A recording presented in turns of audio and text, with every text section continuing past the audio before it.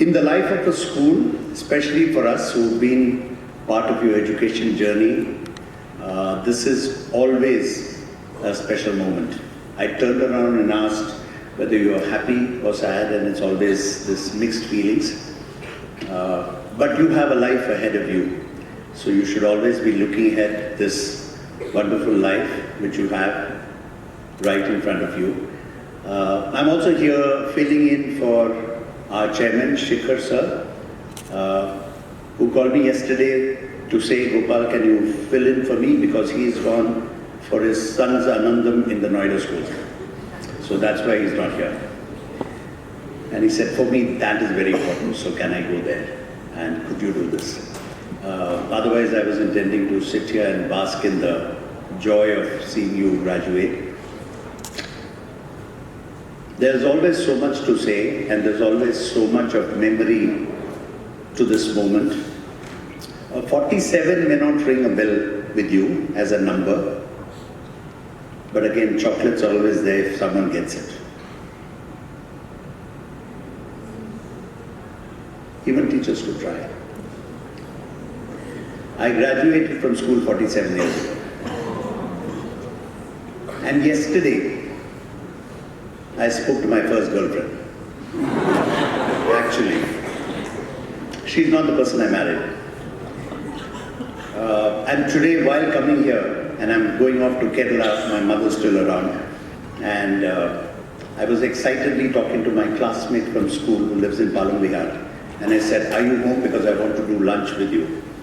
So they said, we are coming back from office, so let's do lunch together.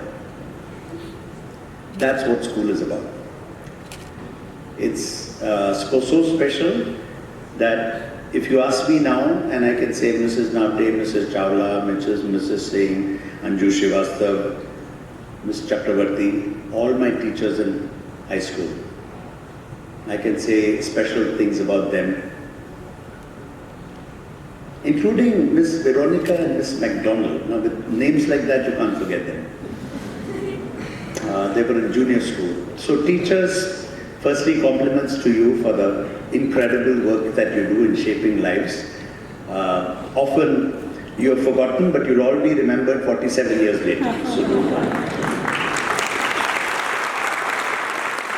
Because you leave an impression on children far beyond your English and physics and mathematics, and that's the real education that you do. Parents, thank you for giving us the opportunity to shape partly their lives, because lives of children are always shaped by what happens in the parental home and what happens in the school. The first 15, 17 years of our life are incredibly impressionable, and there's so much that happens during this time which will always be who you are later. You will again know of this as you step out into the world. So always, as ma'am said, have gratitude for the family and the parents that raised you, and for the teachers who shaped you. It's always going to be with you all your life. I will now switch to something more serious and more blunt and direct. Are you ready for it? I know that immediately in front of you is this examination that you need to do well at, right? That's what's in front of you, but something is going to happen to you in the next few months. You're not only going to leave your school, you're probably going to leave your parental home too. How many of you are going to college outside your parental home? So that's a vast majority of you. I'm not sure if you're conscious, but you've lived and been born to a relative life of privilege. You're born to a home where your parents have created that happy but privileged life for you. You've been to a school which is also fairly privileged in the quality of your teachers and the facilities and the exposure that you get. It's also a huge disadvantage. there is something called the disadvantage of privilege. And when you step out into your college, it's what you will do about the disadvantage of your privilege which is going to shape you. And as Monica ma'am again mentioned, Mr. Nada says, how are you teaching them resilience? How do you teach well-to-do children resilience? My obvious answer often is that if you're obsessed with sport or music or theatre or dance or maybe even physics or chemistry, that's the only way well-to-do children can ever build resilience, because you know that you're on the football field or on a squash court or on a tennis court, unless you really work hard and sweat it out and push yourself, you will achieve nothing.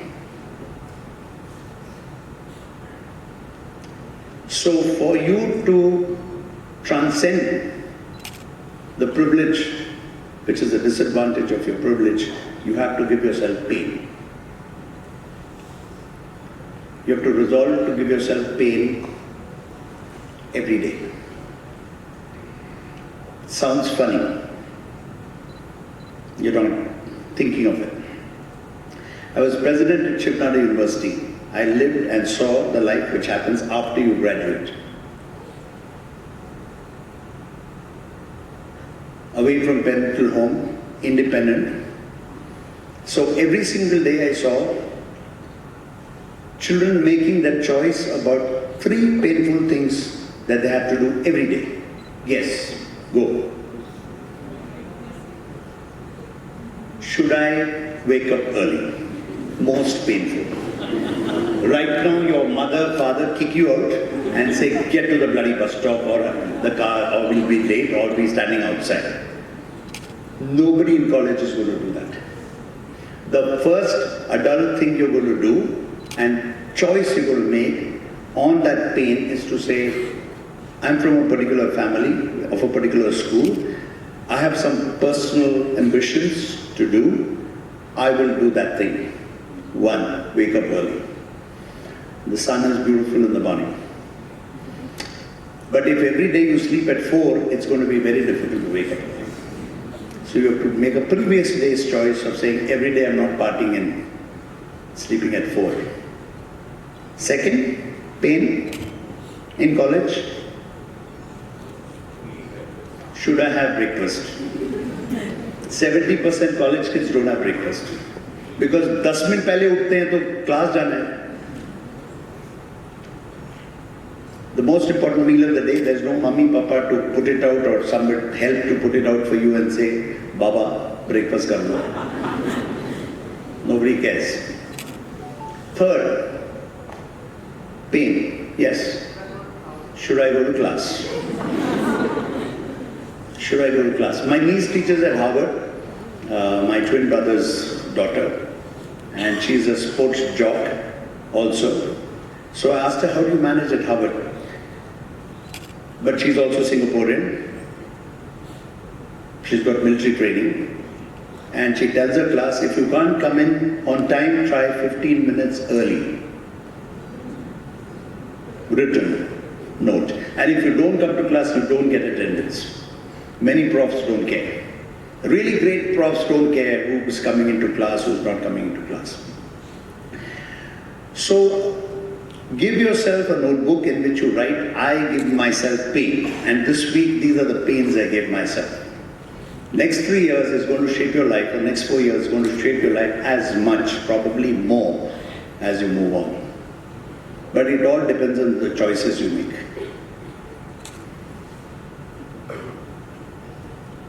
Is that hard? Am I being hard to you? Or say yes or no? I hope I'm making you conscious. Lastly, if any of you do this one thing with your father and mother's money, if you do that one thing, it shows that we as parents and we as teachers have failed, and we as an institution will feel really sad that we didn't bring you up well. don't ever, with your father and mother's money, do drugs. Ever. You want to do it at 25, 30, do it.